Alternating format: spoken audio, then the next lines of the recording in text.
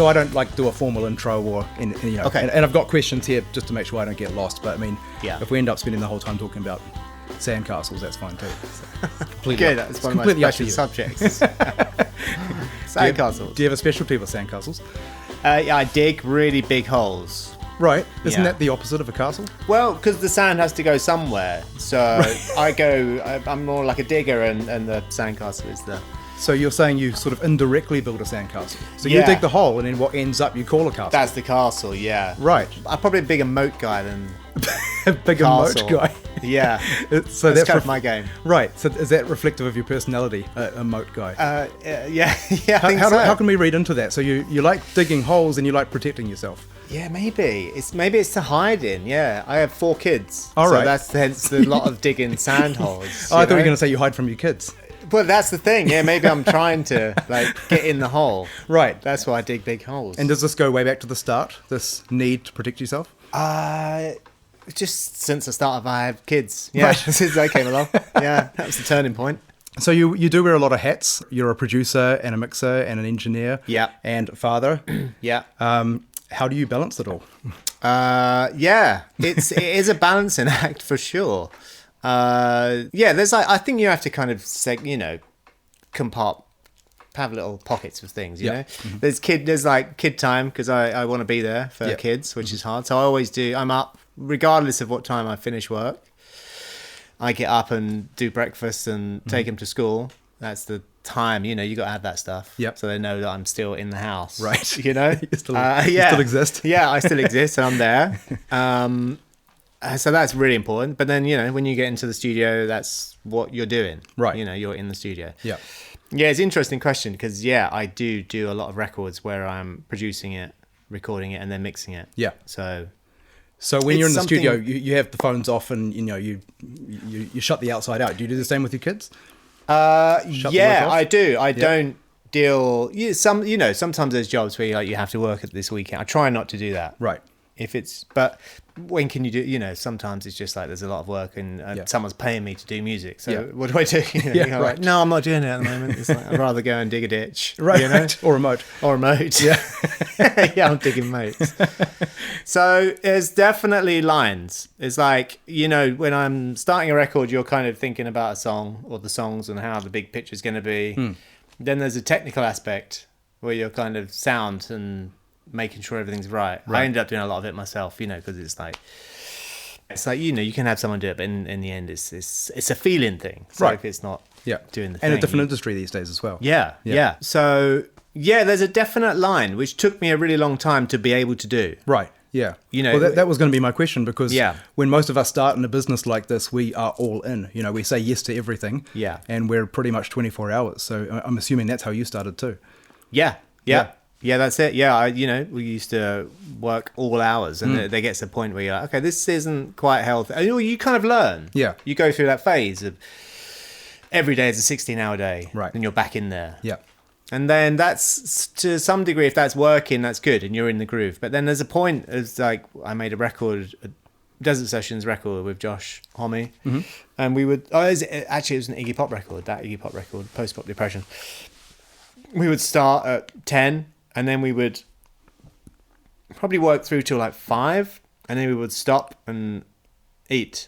Right. And then, so they were it was like a session, those sessions are like writing and producing it on the spot. Just to be clear, you mean 10 a.m. to 5 p.m., right? Yeah, 10 a.m. to 5 p.m. A normal day. A normal day. Yeah, I have to clarify because of the industry we're in. Yeah, so we would stop at 5 for dinner, and then you'd kind of walk up to the house that we were having dinner at, and then you're kind of digesting everything you've done, and letting it soak in and thinking and talking about it. And then you have dinner and go back and listen, and then you may go, oh yeah, we've done really well. And you may go, actually, this is a really good idea. I'm just going to do this, right, and do a bit more. Yeah. But essentially, that kind of like time to digest what you're doing is really important, right? Especially when you're mixing. But was it having the family that made you reconsider the balance, your life balance? Oh, that definitely does. Yeah. The 16-hour day every day was. It kind of was when I first had kids, but then there's a point where you're like, this can't go on, right? Because when you're at home, I would do that on a Friday night. We wouldn't work weekends if we could help it, so you'd finish at 2 a.m. Friday night, and then the next day you're kind of burnt, and you're just like, it creeps over. So there's a point where you have to have a line. So the more you found some balance, the more you realized it was actually necessary for the work, for the sake of perspective. Yeah, totally. Yeah. So how did it all start for you? You're obviously not from here. No. I was in England. Yep. And as a kid, I was lucky enough to grow up with a really interesting musical shift. Right. I think, I was I was born in 1974. Mm-hmm.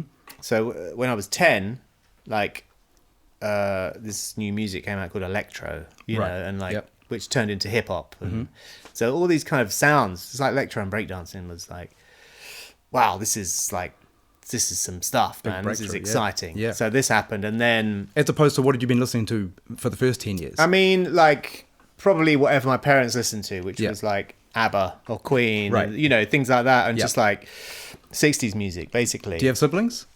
Yeah, I have one older brother. Yeah, He's 3 years older. Yeah, because obviously older brothers are often a big influence when it comes to musical taste. Yeah. And there was in where I lived in Essex in England, it was all like soul music, like Luther Vandross and stuff. Right, nice. That was kind of before that. Yeah. And then this electro thing happened. I was just like, like graffiti and hip hop, and it all came along, and it was like, wow, this is exciting. And those genres are quite closely related, aren't they? I mean, they are. Yeah, I feel like they all kind of morphed, and then that turned into house music, right? Yeah, and the acid house scene happened. And where I lived, that was like part of the circuit of these parties that you would go to, and it was so exciting for music. You know? Like people would just make music, and everyone would go and listen. Go to parties and play the music. So I got into that, and it was incredible. It was like I feel like it was the last big move, like. There was punk, and then that happened. It was such a big cultural movement. So then I started. I was into it, so I wanted to get a sampler and try and do that stuff. Mm-hmm. So we did that, and me and a couple of friends would make a track and go and get 500 copies printed up and go and sell them to record shops. Nice. And then so we were doing that, and then I thought, at what age were you doing that? That was I was doing that from as early as I could, probably when I could afford to buy a sampler was when I was 18 or something. I was going to say, how hard was it to buy a sampler back then? Yeah, it would have been quite expensive, right? It cost me $1,000. I bought it off a friend of mine. Yeah. And it cost me £1,000. It was like something you had to work for and save up for. So you did the paper run or something? I was probably working. I kind of left school at 15 and just went and got a job. Yeah. I did that route. So I was just working and I got a sampler. And where I grew up in Essex in England, it's kind of like pretty hard working class area, right?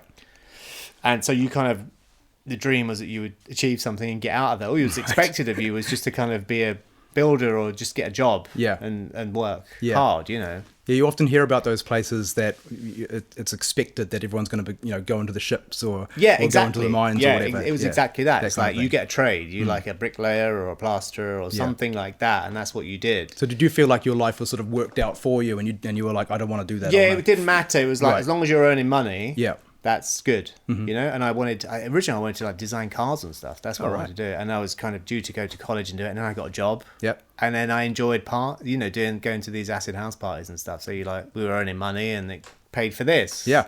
So you're like, fun. It's good. So then I got to a point where I was like, I think I've taken a bit of a wrong turn. Right. It's like I've kind of been doing this for way too long. Yeah. Actually, I wanted to do that, so I enrolled in a night class at just a community college in London. Okay. City of Westminster College in Paddington. Yeah. And I did a 2-year night class studying sound engineering. Oh, you're right. Okay. Yeah. So I'd be up at 6 or something in Essex, train into London, work all day, go from work to this night class, finish at 9 or something, and then train back out to Essex. I did that for 2 years. I was that determined. I didn't know they had sound engineering courses back then. Well, this was later on. So I like I said, I did a big. I was working for years and just realized I was unhappy. So it wasn't until I was 25 or something that I did that. Okay, I thought you were still a teenager. No, I'd been, just kind of drifted off and did that. And so what had you been doing in that time? Partying. Yeah, basically. But for work, what jobs have you been doing? All sorts, like building work and, just that sort of stuff. And so when you look back, does that sort of feel like years of drifting? Yeah. Right. Yeah. Just aimless. Yeah. Yeah. You're right. And it was there was a moment where I was working. This guy who was working there was like, "Oh, if I won the lottery this weekend, that would be it." And it just really struck me. I was like, "Oh shit, that's my path." Right. And I thought I got to do something about that. So I signed up for college and I did that. And so I did that for 2 years. And I was like determined that's what I was going to do. Yeah. So I finished the course and I did the thing where you send out your CV or your resume to all the studios. I only wanted to do recording, but I accidentally sent it to a mastering studio as well. Oh. And the only person who got back to me was the mastering studio. Right. Yeah. Isn't that interesting? Yeah. So I got a job there doing the lunch run. Yeah. And that was like, wow, someone wants to give me a job. And that's the standard way into a studio, isn't it? Yeah. To make the coffee. Like any way Yeah. you can get in there. Right. You know, that was always the thing. Yeah. And I did that for like 2 years or something. But I was, you know, doing the lunch run and doing all the kind of login tapes and all that sort of stuff. But then it was an office hours job. So after 6, I would go and sit in the mastering rooms. Right. If there was no client in there and people were working unattended, I would just hang out. Yeah. Until the last train home. Right. So I would always sit. So I was learning to cut records. Yeah. So I did that for, you know, a couple of years, I think. And then I got to a point where I was like, look, I really want to do recording. Yeah. And so the guy who owned the studio was like, well, look, we have this other unit. Why don't we build a studio? Because he would be frustrated with some of the quality of stuff that was coming into the studio. So he was like really into 50s stuff. So he was like, we'll get some really nice mics, some pre's. In those days, mastering studios were booming. They would charge a fortune. So they had cash. Right. So I built a studio. Right. As you do. There was a spare unit. He had one contractor guy who had been working on his house. So it was like me and this guy who knew what he was doing. Yeah. Built a studio, like laid a concrete floor, suspended concrete floor, and built block room within a room. And did you have any idea how to build a studio? No. Just made it up? I mean, we had like an acoustic guy come in and say, this is the thickness you need to do the floor. Right. And this is what it needs, you know, this is the air gap you need, and Yeah. this is the separation you need to. So I did that, and that took us like a year and a half or something to build this room. Yeah. It was amazing. And how big was it?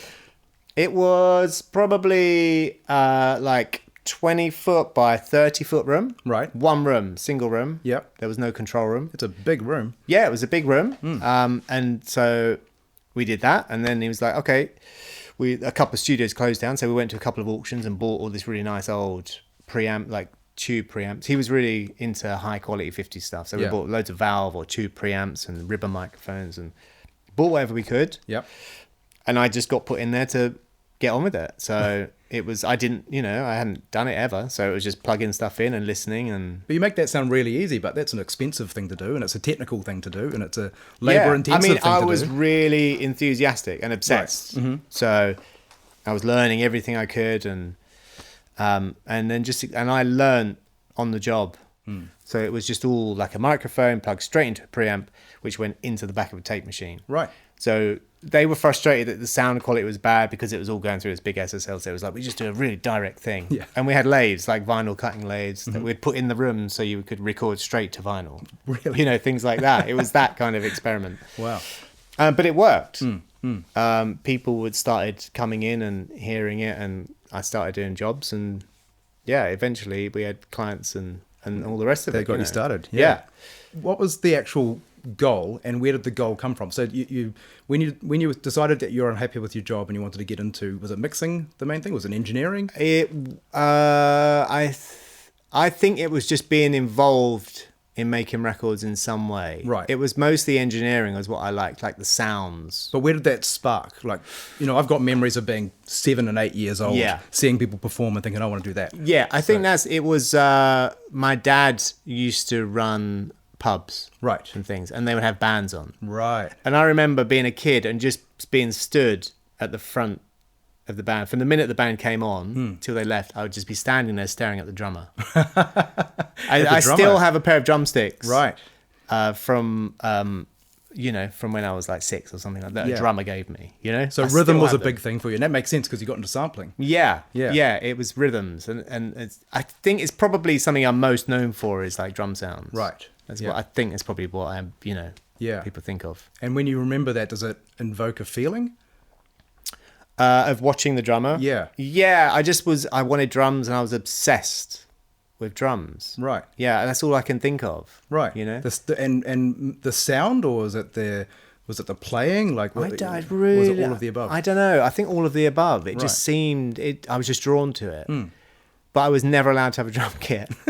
So I never learned to be a drummer. Yeah. But you didn't sneak off and play the drums somewhere? No, there was no, things went electronic. Right. So it was like, there were drum machines and stuff, so I got into programming and things like that. Interesting. Yeah. And now I still have a thing with, drums is kind of what I listen to. Yeah. I mean, I'm a huge fan of drummers and I'm a guitar player, but I'm far more into drummers than guitar players. Right, actually. right, yeah. And I've always had this idea and this opinion that all the instrumentalists should play as if they're playing percussion. Right. Which I believe is something that James Brown pushed pretty hard. Yeah. Is that something that you've carried over into vocals or horns or other things? Yeah, probably, because I'm not a musician. Right. So I like things really simple. Yeah.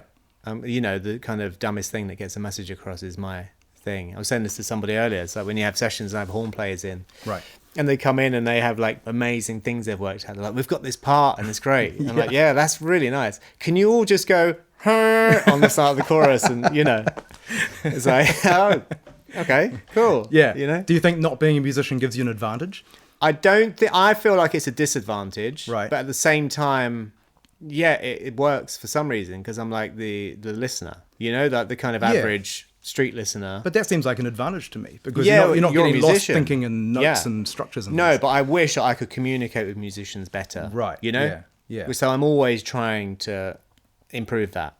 That's my one thing that bugs me. Right. And is that because they push back at all, or is that just because you can't convey the creative idea? It's just trying to convey what I want. I mean, you get it across, but it's just sometimes you're just like, I just wish I could. I mean, musicians can't always talk to each other anyway, so it doesn't seem any different to me. Yeah. We all talk slightly different languages. Right. Yeah. So you've got the new studio. Yeah. And do you yourself go out and hunt for business, or does business just come in? No, because it was a mastering studio. Right. It was a really successful mastering studio called The Exchange in London, and they would cut a lot of big artists. Yeah. So the artists would come in for the mastering, and they'd go, "Oh, we've just built a studio over there." Right. So they would then come over and have a look. And I remember what happened was, do you remember that like Neptunes and Justin Timberlake song called "Why I Love You" or something that had like a really banging drum thing going on? It was a time of that happened, and so all of a sudden everybody wanted to do live drums. Right.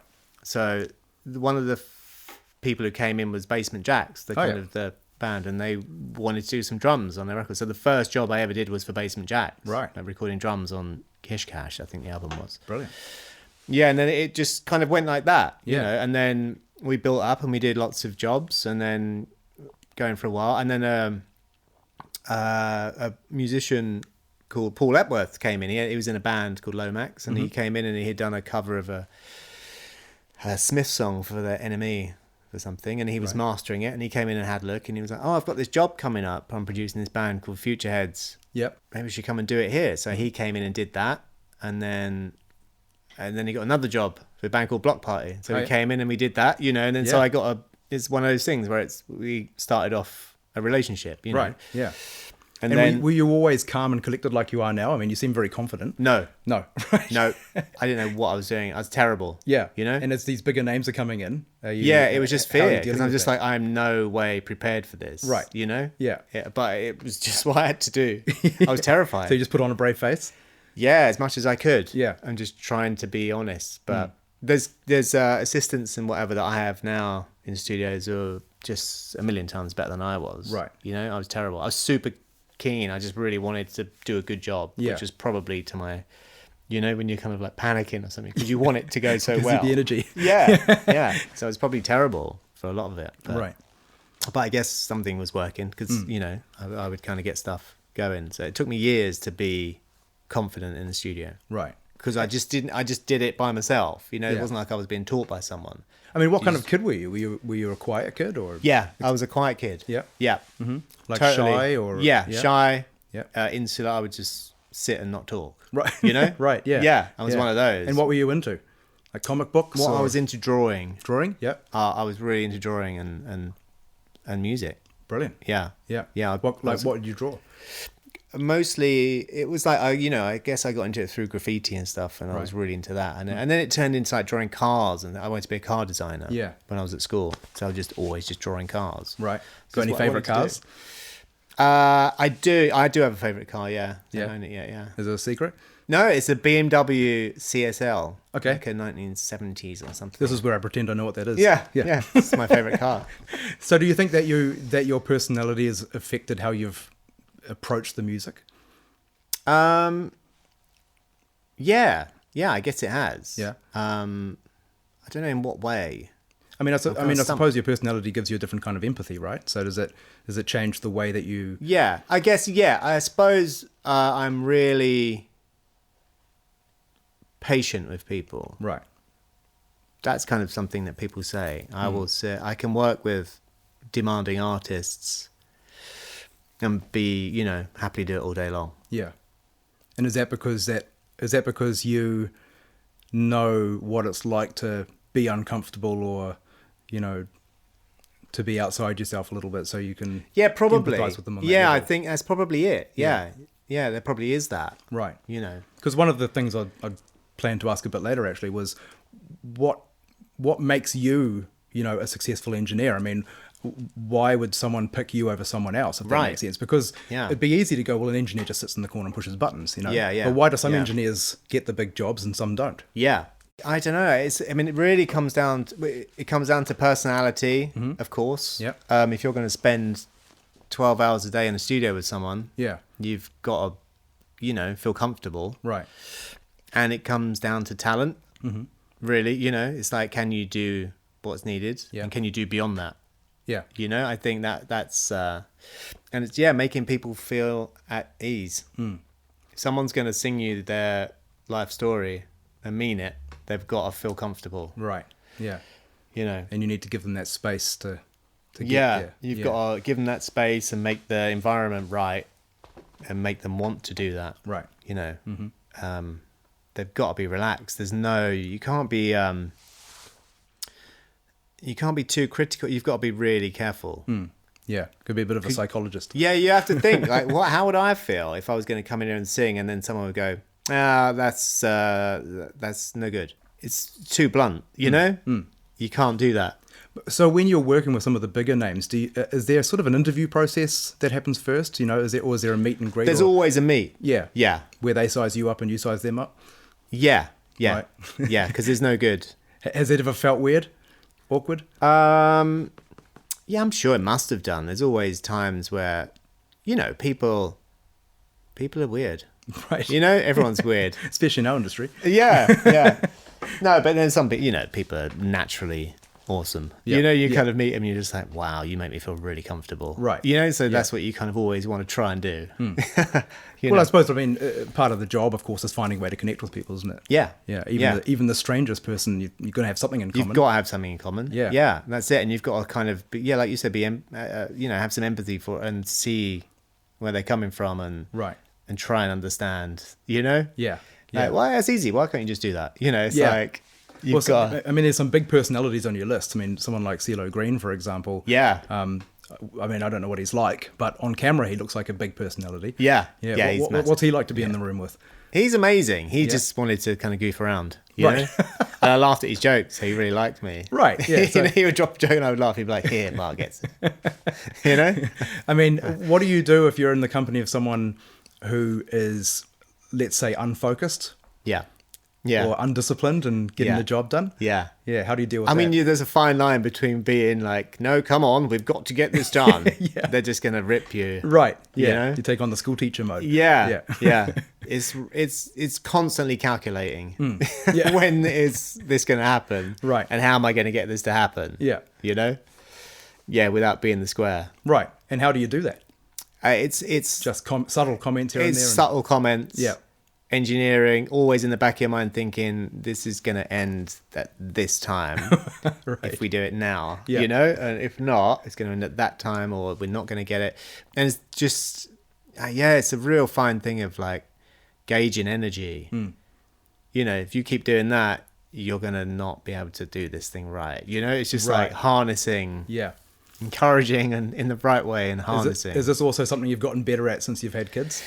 Yeah, absolutely. Bands negotiating with a toddler. Yeah, same as negotiating with an artist. It's like 4 kids and a band. It's not that different, right? Like, yeah, for sure. Come on now. So when did this go from being an engineer to being a producer? I guess when I don't know, I think I stopped engineering because I wanted to do mixing. Right. That was my next step. Okay. So that's what I was focused on. And what attracted you to mixing? I felt like it was like the ultimate skill that I wanted to have, to be able to do that. Because you hear records, and you're like, oh my, how do you do that? Yeah. How do you make it sound like that? Well, I mean, how do you rate the level of importance between engineering, producing, and mixing? Can they be rated that way, or are they all part of a bigger picture? No, they're all just as important. They're all just as important. Yeah. Because mixing is the last. I mean, I know there's mastering, but mixing is the last sort of stage. It's the last stage. Deciding what's going to pop out and what's going to be in the back. And it can be a massive difference. Yeah. You know, it's like it's the difference between a hit or not. Right. You know? So doesn't that mean it's more important in some ways? Yeah, but then if you're mixing something that's not well produced, you know, it's every stage is important. Sure. The engineering is important. It is important engineering, you know. There's way. I mean, especially if you do it right. Right. So that can be. You don't have to mix it much if it's done right. Right. You know. So I guess you can fix up engineering a bit, especially these days with, you know, whatever, you can replace stuff if you need to and things like that, and you can get into things and. But in my mind, there'd be a lot of pressure being in charge of the mix. You know? I mean, if you're the engineer, I mean, arguably you've got more grace in the day, right? You can try things here and there, but for sure, with mixing, I mean, this is the last step. Yeah, you know? And this is also arguably, I mean, the artist has obviously got something in mind that they've expected it to sound like, I'm guessing. Yeah. Well, usually, you know, you'll get a reference of where it is. Right. So you'll get a mix sent to you, which is what everyone's been listening to. Yeah. So that's the important thing. It's like, okay, what's wrong with this? So you kind of do a pre-mix, get the feedback, and then go for the final mix. Is that what you're saying? No, I mean, if someone comes to me to mix a song, they'll give me a version of the song they've been listening to. Right. So as well as getting all the multi-tracks, you get a stereo mix of this is the song, you know? And that's what they've been listening to. And usually that's got in it what they want the song to sound like. Right. So then you would listen to that and be like, okay, can this be improved in any way? Do you make any drastic decisions at all? Like you go, I'm going to ditch the entire guitar from the verse, you know, and just go keys or something? No, like that? not usually. No? It's not usually that. I mean, I get a probably good quality of stuff that's pretty well thought out. Right. You know? Because I guess that's the production stage. Yeah. Yeah. But then there's like when you're producing a record, you don't need to worry about all those details. You're worrying about, you know, structure and all the rest of it. And you're kind of like, this can be pushed around a bit, or so it's in the right spot. But then as the last stage, when you haven't been, you know, when you're producing a record, you've been listening to it for a long time. So as a mixer, you get it and you're like, okay, I see what's happening, what you're trying to do. Yeah. It's not far. It's just this. This balance is off or something on the vocals. Bury it. You know, it's just, it's that final stage of what does the listener want and what should you be feeling from this. Sure. I mean, you're saying earlier that a lot of the time you're actually involved in all steps of the project. Yeah. Do you think, does that make it harder for you? Because you don't come into the mix stage, for example, with fresh ears? Yeah, for sure. But I've kind of got to a point now where I'm bearing in that, you know, I bear that stage in mind as I'm making the record. Yeah. So I kind of know what can be achieved and what not to worry about by that stage. And it's not like, we can fix it in the mix. That's the classic worst thing you can possibly think. Exactly. But it's things like, just those last details and what the focus is going to be of that mix, you know, and how much information you want at the front, you know, and what the listener can take in. Have you ever had a band just go, not happy? Oh yeah, loads of mixes haven't worked for whatever reason, you know. Right. Not so much these days, but on the way up, for sure. Yeah. Yeah. Why is it more on the way up, do you think? Because you're learning how to do it, you know, and you're kind of finding your confidence and learning what works. Yeah. And I guess I was quite lucky, and I would, you know, get jobs in and get paid to do it, and sort of as I was going. So, but then, you know, you get some that don't work, and it's, I mean, probably still happen. You know, it still happens a lot. It's just, it's not always the right choice, you know, or they're not quite sure what they want. So, you know, you do things that you think is the thing, and it's not quite what they want, and then hopefully they come back and go, oh no, we want to do this, and you'll fix it. But but not so much now. I'm sort of much. It's just experience and learning. Sure. How far you should push something, or you know, I've learned is that, like I said, when they send you a mix, that's pretty much what it should be. You're doing the last 10% or something, Right. you know. I mean, like, it's the same this should be, I'm going to change these drum sounds. Exactly. You know, it's like... It's the same as anything, isn't it? It's like the same as gigging. Not all gigs going to go well. Yeah, exactly, yeah. But what I find interesting is that when people do things like this, an interview or whatever, they tend to only talk about the high points, not the low points. Right. You know, Yeah, which is quite misleading in a sure. way. Yeah, you know? yeah. And in fact, most of us have had more failures than successes. Yeah, along I the mean, way. that's how you learn. Exactly. So that's how my career started, was Yeah. by just making mistakes and Right. being, you know, put in Yeah. a studio and it's like, okay, that didn't work. Yeah. Or, And I retrospectively, can't be like that with someone. You retrospectively, it looks fearless, doesn't it? When you look back, you Yeah. think, man, so brave. But you don't always feel brave at the time. know. No. And I made those mistakes, you know, like the band, one of the first bands I got put in with to produce, and we're talking about the song, and I said, I think we need to cut the intro down.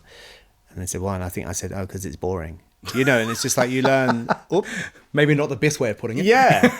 It's just, you know, I didn't realize, and you make those mistakes. And now I've learned all that. And it's luckily enough, I'm still working to be able to use now what I know.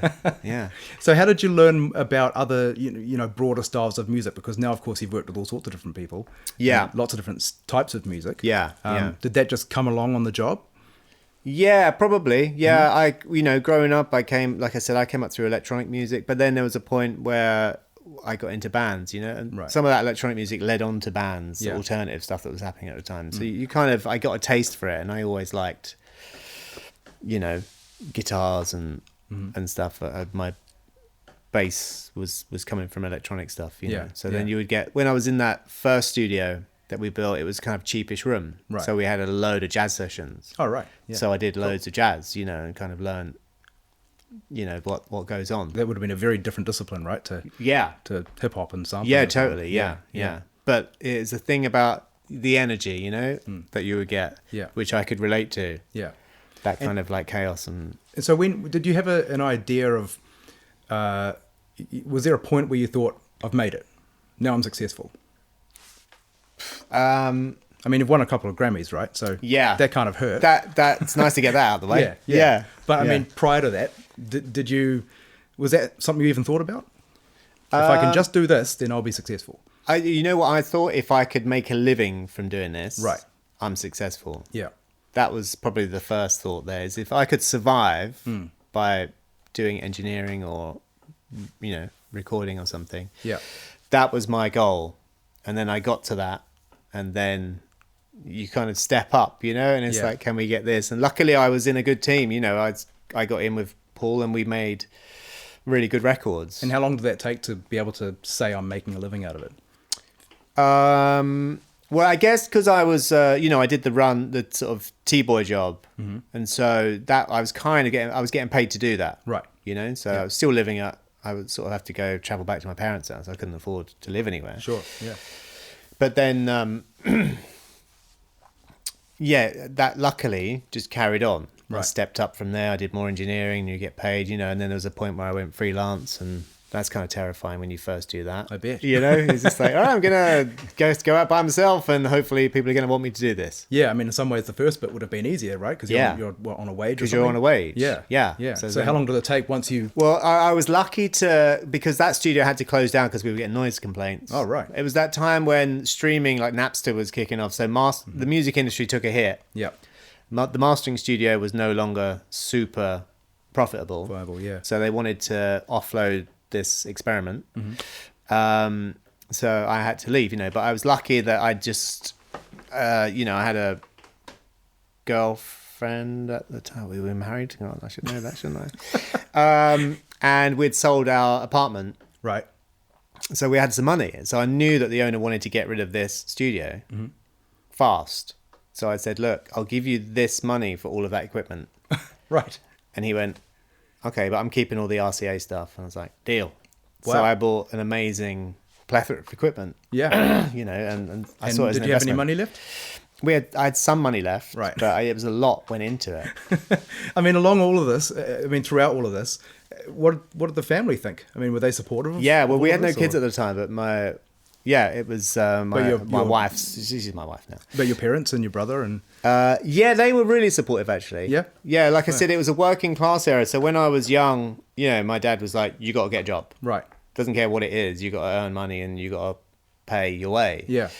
But then when they saw that I was trying to do something different, they were really supportive. Interesting. Yeah. Yeah, because you'd expect, well, it wouldn't be surprising if they were more stuck in a traditional mindset. For sure. Yeah. But yeah, I mean, I was sort of still doing jobs, but studying, and they could see how hard I was working to do it. So they got really supportive, Yeah. And then when I finally was working and... Yeah, I remember they were blown away that someone was paying for me to go to America to do a job. Right. Like, well, someone's paying you to go there. Wow, it was like, oh my God. And they were super proud, that I'd done this thing. Because no one really, it wasn't often that people did outside of the norm in that area, So when I actually cracked it, and they were really proud. Right. Yeah. So you bought all the equipment. Yeah. Where did you actually put the equipment? So then, because how much equipment was it? A couple it was of rooms a lot. full? Or? It was a lot of equipment. It was like sort of average recording control room. It was like tape machines and that sort of stuff, and all the mics. So when that studio shut down. Yeah. My wife at the time was working at another studio, and there was a producer called Ben Hillier who was setting up a room in a similar sense. It was just like one room, right? And he was just making this new studio, which was one massive room. And so he was like, yeah, why doesn't Mark just move in, put all his gear in here, so we'll have all this stuff and work here, right? So I was like, okay, great. So I moved in there, this studio, and it was called The Pool in Loco in London, which is quite a well-known studio now.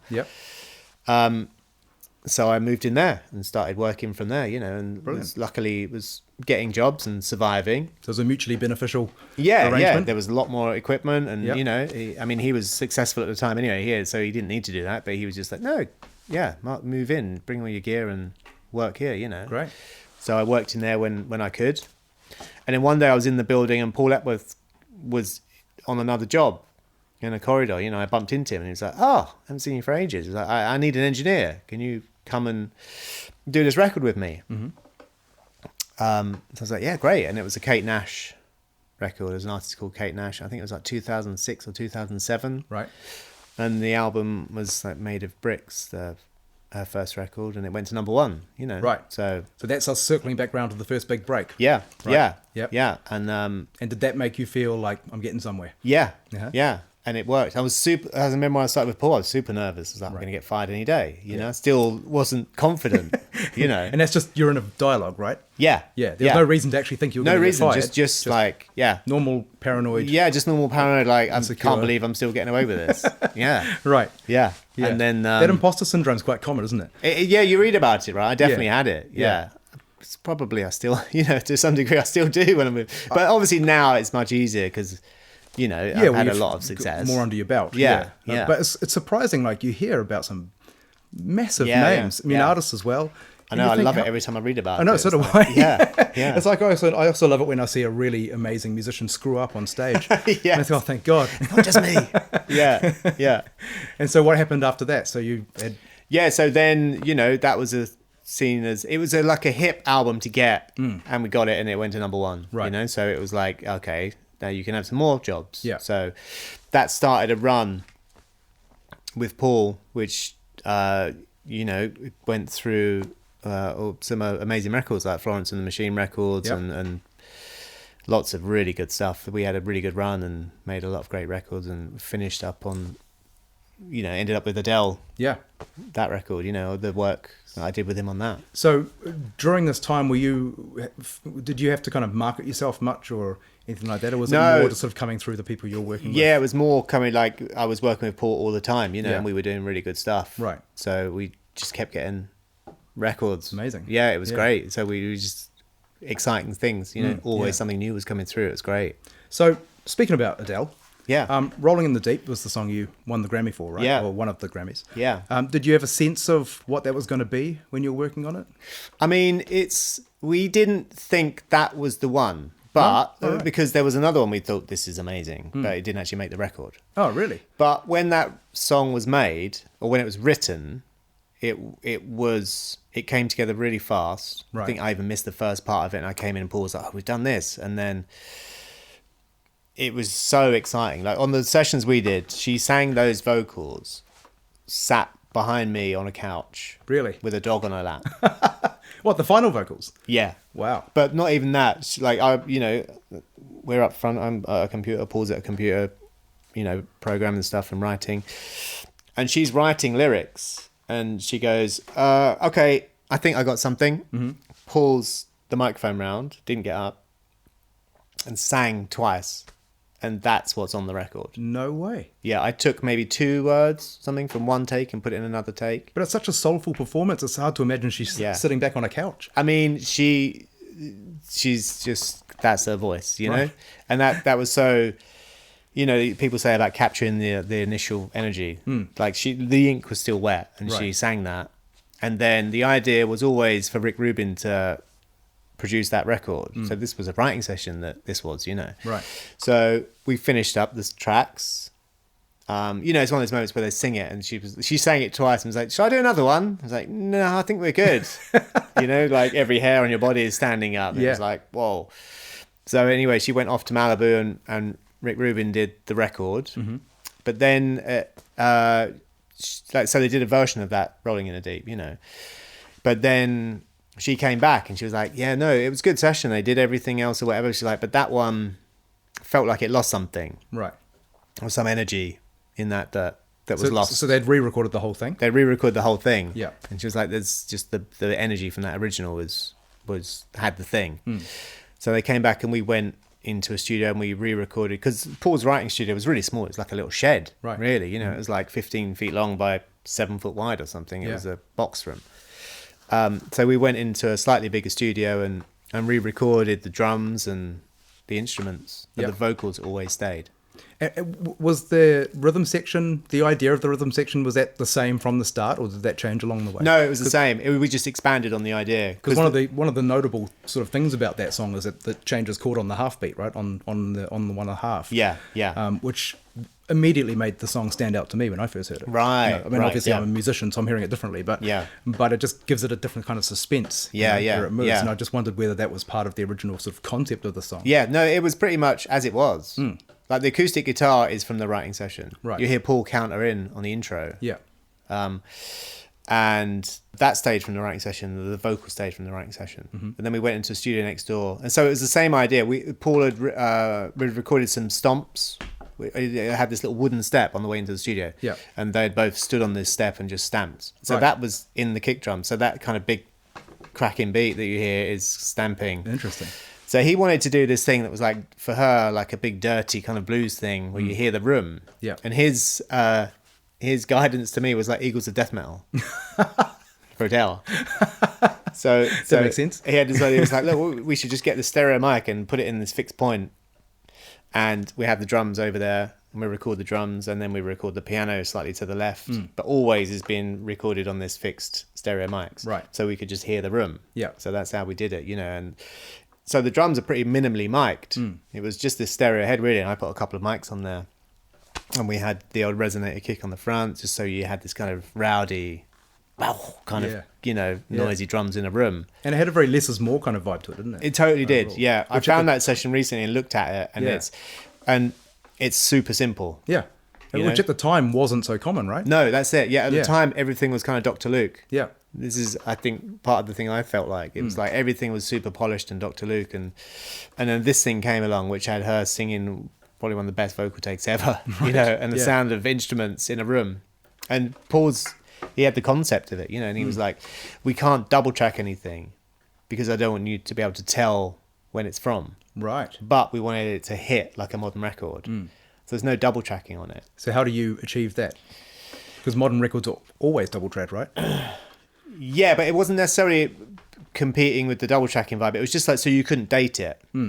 The thing about it competing was that it had to bang. Like it had to be loud when it came on. It had to kick and have energy, right. So that was lots of distortion on the drum kit, but in a real kind of natural, organic, organic drums in a room way, soulful. But again, what were the expectations for the record, do you think? I mean, did they think this was going to be a big record? I mean, or were they just making there was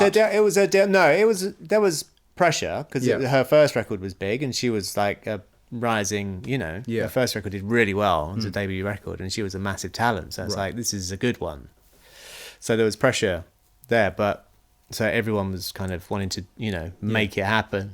And so when you're working on it, what do you do with that pressure? Do you try and put it out of mind? Or does Well, that no, it focus you just somehow? feeds what you're doing. Yeah. Because, you're kind of ambitious and you want it to happen, Right. So it kind of feeds into it. So you're like, But I wonder if you're actually consciously thinking we're going to make a hit record, if that would take you the wrong way sometimes. yeah, probably. Yeah. mean, Like would in a way, you're like, it's, you have that in mind. So that to me means kind of simplicity, and things Yeah. like that. So you don't want to overthink things. But yeah, that would definitely probably freak you out, Right. But at the same time, you're like, well, this is happening, so we've got to make it work. And Adele herself, was she, because in interviews she seems like a very normal and sort of fun person. Oh, totally. But her music is very deep and intense. Yeah, no. Is this, do you see the switch flick when she's working? She's just a natural talent, Like in all this time, I've probably only spent like 5 days with her. We did Right. those sessions, and it was like a week, maybe 2 weeks or something. Yeah. But in that time, you're just like, the record's called 21. That's how old she was. But as a 21-year-old, you would take advice from her. She's so kind of worldly and honest and sees things how they are. Right. Yeah. That she's one of those people that's just super natural and will put you at ease. But Yeah. just an incredible talent. Yeah. Yeah. Another profound character that you've worked with is Iggy Pop. Yes. And yeah. the impression I have of Iggy Pop is someone who's very intelligent and very Yeah. sincere. Yeah. And a very thoughtful person. Yeah. And recently, I think a couple of years ago, he did an interview where he talked a lot about how the business had changed and how he had struggled with the financial side of things. How have you noticed the industry? Like obviously the industry's changed a lot. Yeah. But how has that impacted you? Because, you started where the industry was arguably at its height. Yeah, kind of the tail end of it, really. Yeah. And then it sort of tapered off after that. So, And are you bored with the subject, or is it something you still think is important to talk about? I mean, it is important. It is what it is. I feel like it's improving, Right. in ways. Okay. It How feels so? like people are making it work. And it feels like all the streaming thing has settled down a bit, and people are getting paid. It's difficult, Yeah. and you have to stream a lot. But it feels like there's because it took the record industry. They were way behind. It was Asleep at the someone wheel, else right? came up with it before they were like, oh yeah, we could do that and maybe get paid. So Yeah, they it's totally missed the unbelievable, right? missed the ball. Yeah. So it was this big like, oh god, and then gradually it's sort of found its way to settle down a bit, and it's not ideal. The value of music is still, it's kind of nothing like it was. It's No. like, yeah, have this thing and you get this album with it. Yeah. Considering what it takes to make and all the rest of it. But that trickles all the way down through the process, doesn't it? Because Yeah. there's not the money anymore to That's right, yeah. to do things the way you used to do it. I mean, Yeah. hence working on albums sometimes where you're doing every stage. you Yeah, know? yeah. But luckily, I think technology has come along that now we can do it in a laptop. Yeah. But get a good result. Right. It's not like you're kind of making do. So you're trying to turn a negative into a creative thing. Yeah, I mean, in there some is ways. that. Yeah. Yeah. Ideally, you want the budgets. But I think, now people are paying to make records. Right.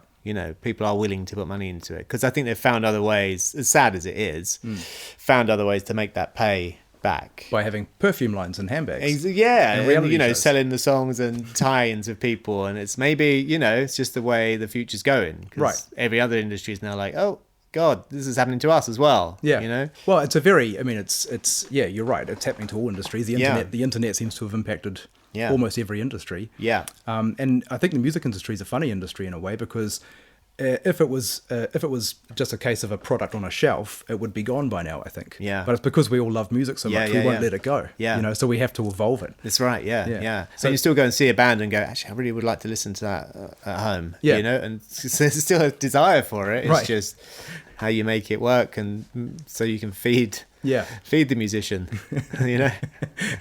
And when you're working with artists, are there times where an artist will come to you and say, "I want a hit," or the other way around, "We don't really care about that. We just want to make a statement"? Does that happen? It was more, I guess, the art aspect of it. We don't care about the hit, Right. Which is great. Unfortunately, most streaming services do care about the hit. So, so it's like you can spend a long time making this beautiful record that's the most, emotional journey or something, and then it doesn't do much. But the fact is, you made that record. Yeah. And it's out there, So it's kind of tough. But ultimately, someone's paying me to spend all the day in the studio with them, making music. So it's like, that's great. And then every now and then you'll get one that catches and the audience love it. And you get the response. And then that will keep you going. It enables you to make those other records. Right. You get the big ones that pay. And with the whole industry changing around you, I mean, you can't necessarily just stay the same yourself, right? You've got to change your game as well to stay relevant. You've got to try and keep up. So do you pay attention to what else is going on and try to take notes from it, or do you tend to stay on your own journey somehow? Well, I do pay attention definitely to stuff that's out there and that's going on. Mm-hmm. As simple as just constantly keeping an eye on the top 10 sort of thing, or? I mean, it's not so much the top 10 because I find that quite copy paste a lot of the time. Sure. It's just when something new happens, I'm like, I'm constantly trying to do the opposite of what's popular. Yeah. I feel like they're the ones. It's like what happened with 21 or with Rolling in the Deep.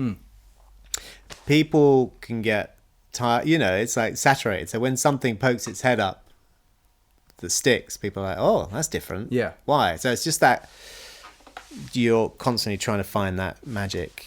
I understand the idea of the conflict. I've always thought the same thing about the conflict of creative ideas, like you were saying about that record. I mean, probably the most famous version of that is George Martin producing the Beatles, where his background wasn't rock and roll. Yeah, yeah. And arguably, I mean, he gave the Beatles a huge part of their sound. Palette, yeah. Is that something you've thought about a lot?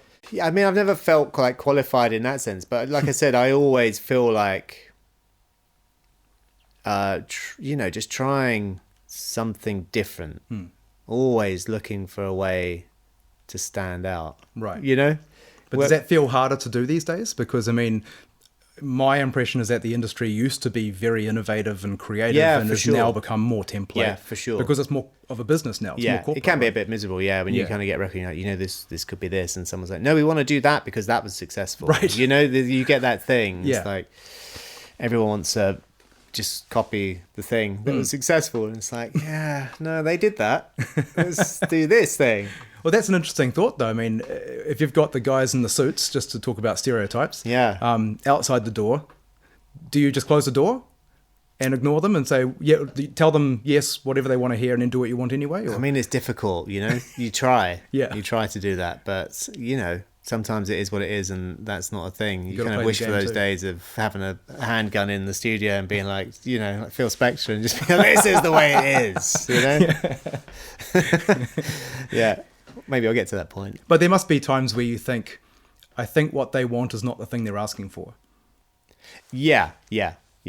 There's always, but at the same time, it's a balance, Right. Definitely. Sometimes you're always trying to subvert it or like push it, further, or give it its own character, or, give it that identity. Without copying anything. Right. So what these days gets you the most excited? When I hear, what makes me excited for music, it's just when I hear something that is like, it's that thing of someone sticking their neck out, right, and doing something different. I hate the kind of thing where you're like, is this that person or that person? And they're just constantly copying something. It's when you get something fresh that you're like, yes, you kind of wish you did it. Right. That's that.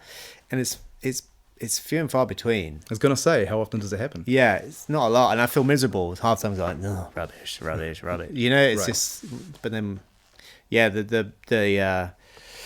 the dream is that you get that thing come to you, the one that you wish you did. It happens every now and then, but, and other than that, you're just kind of chasing the dream. You're trying to, you're just trying to make the best of everything you're getting. And what are you chasing now in your career? I mean, are you thinking about upskilling or going into new areas, or, I mean, do you think on those terms? Do you have a 5-year plan? No, I probably don't. I'm just always thinking about getting better. Right. And I think I'm at the moment, I feel like I am I made a conscious decision a couple of years ago to really, I guess it was when I moved to America, which was like 5 years ago. It's like I took, uprooted the whole family and was like, we're going to go and work there, because it felt like a much more of it's a bigger pond, and you've got to really step up. Yeah. And I wanted that experience. And it felt like London wasn't really that much of a kind of collaborative environment. It felt like, I guess because it's a smaller market, people are a bit more protective. Right. But I would go there, and then you would, email someone that you really admired and be like, oh, I'm in LA. It'd be really nice to come and say hello. And they go, yeah, great. Do you want to, come, we should do something together. And it would happen. It couldn't have hurt that you had a couple of Grammys, right? Totally. Yeah. Definitely gets your foot in the door. Yeah. It's just that opportunity. And then you kind of like, you get a bit of, a bit of confidence from someone wanting to come and meet you. And then you're like, okay. And, I do a similar thing to what you're doing. But right. I see, because like I said, I never was taught by anyone. So you gradually learn that you are doing things the right way, and maybe actually do good stuff. So it's when you get one of those people that say to you, that's really amazing how you did that, and you're like, well, I did something amazing. Yeah. Say it again. Yeah. Wow. Tell me more. Let me tell you. How good are you at being a self-promoter? Terrible. Right. Yeah. Which is a very English and Australasian thing, I think. Right. Yeah. I'm the worst. This week, like, I came to New Zealand to do this talk series, of like having 20 other producers in the room, and it's just like that's just not my thing, Right. But then you come in and say hi and start off, and then you see that people are reacting to what you're doing, and the feedback's really good, and that kind of gets your confidence up and spurs you on, and then you're like, okay, all right. So but maybe I've got something in LA. Do you have to adapt to that? Because every time I'm over there, I notice how I'm good at this. I'm your man. Yeah. I mean, I can't do that. I'm really just like, I'm terrible. I honestly, I'm still even. But how do you ever get any work then? I'm terrible at doing it. I'm just like, it's just off of what stuff I've done. Right. I can't do it. It's like, hey, I'm your guy, because this is going to be awesome. I just, you're just enthusiastic. If there's something you want to do, you explain why, and that's it. It's just like, I see it doing this and I'd love to do it. I can't be that. I'm the best at doing this. I'm just not. It's like I'm different. So speaking of this producer series, it's a big chunk of your life to fly over here across the biggest ocean in the world. And what's your main reason for doing it? And it was that, because I'd never done anything like it. Right. So it was that challenge of being like, okay. It's just push. Like I said, I've been, for the last 5 years, I've been like challenging myself. The stuff that terrifies you. Right. Go and do it. Yeah. Good idea. And do you have that sort of inkling to mentor and to give back and to teach? I mean, now before this, only when I would go and help out at my kid's school. Right. Just that's the only time I've ever done something like that. When you go in, and then first time I did that, you're just like, oh my God, I can't, what do I do wrong? And then, but you go in there and you get all this amazing response, and you're like, this is amazing, and then so to do it here this week with actually the job that I do, it's I'm kind of blown away by it. And we just finished today, and the kind of people that come up to you afterwards and tell you why this was special, or what it meant, it's incredible. Yeah. And do you learn by explaining? Yeah. When someone says, how do you do this? And you think, I don't know. It's that, exactly. You find the answer, and then you think, I just do. Yeah. Yeah, it's that, why do I do that? You know? And it's and just the process of like, making records it's kind of a private thing. Right. You're in a studio of a band, and it's kind of like, you got to all do this thing. Yeah. And it's soul bearing, and Absolutely. putting yourself out there. I mean, you were saying before that to be a successful engineer or producer is very much about your personality and the personal connection. Yeah. How do you teach that? Yeah, I mean, some people just have it, I didn't. It's just you kind of learn. I learned and thought, oh yeah, this is what I have. You must have had it though. I mean, you must have refined it. I mean, I guess it was probably, like I said, I was probably terrified at the start, but and it's like, gradually you get confident and you get into it. Yeah. But yeah, like coming here and just like you kind of have 20 producers in the room, and you're like, okay. I got to get this party started then. Let's do this. Everyone's looking at you. It's bad enough when you're with the band. Yeah. Like, what happens now? It's 20 people and a band. And you're like, okay, which is always my worst idea of hell. But then you come in and you go, well, let's just do what I usually do. Right. So this is what we're going to do. And then it starts rolling and you're like, oh, yeah, people are interested in this, you know. Yeah. Well, it almost seems to me like more people are getting into these lines, you know, these fields. I don't know if that's true, but it seems like there are more people getting into sound engineering and... Yeah, I know. Yeah, it does. Yeah. Yeah. And I guess maybe because the technology is at everyone's fingertips now, you know, everyone can just do it. There's 10 million people doing it right now in a room somewhere. Exactly. And there's good ones in there, you know. So anything like that I can pass on. I kind of tell all my secrets when I'm in this sort of thing, you know. It's like, because it doesn't scare me. Some people are protective of that stuff. Yeah. But I'm like, well, it's fine. You know, it's what it is. It's like, it's different when someone else does it. It's just what you do. So I know what you mean, because it takes a lot more than just the idea, doesn't it? Yeah, so, exactly. I mean, if you sat down with anyone and they said, this is my secret, it doesn't mean you're going to be able to have the same career as them. Exactly, yeah. It's like someone says to me, what are you looking for in a drum sound? It's like, it's this feeling I get when it's right. That's the feeling. You know, it's like, I can't tell you what it is. It's just the feeling that I get. Exactly. That satisfies me. Yeah, yeah. Well, just before we wrap up, what are some favorite albums or artists that would surprise people? Secret Indulgences, No One's Home, You Lower the Lights. I wish I had a heads up on this question. It's better if you don't have a heads up. Yeah. It's something I can sing along to. You know, one of those things that is just joy. Right. What would that be? I mean, it's like ABBA or something. It's not like it's not anything to be ashamed of. It's not embarrassing. It's not embarrassing. Yeah.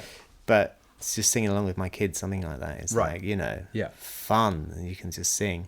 Yeah, that's a nice answer. I mean, that's arguably why we listen to music, isn't it? Yeah. Chaz and Dave as well, I guess, another one. Did you ever know Chaz and Dave? The kind of Cockney duo from when I was a kid. Oh, right. Yeah. Should I look that up? You should look that up. Okay, yeah, I will. I mean, it was like probably really uncool, you know. But there's an interesting fact there is that they were actually an amazing band, and they played they were the rhythm section on a Labby Sifri song that Eminem sampled. Oh, right. My Name Is, you know. Oh, that kind of makes them cool then, right? Yeah, which now makes them cool. So I'm going to say that. So yeah, brilliant. Well, thank you for your time today. Oh yeah, more than welcome. Been Thank great to meet you. Yeah, awesome. Yeah, likewise.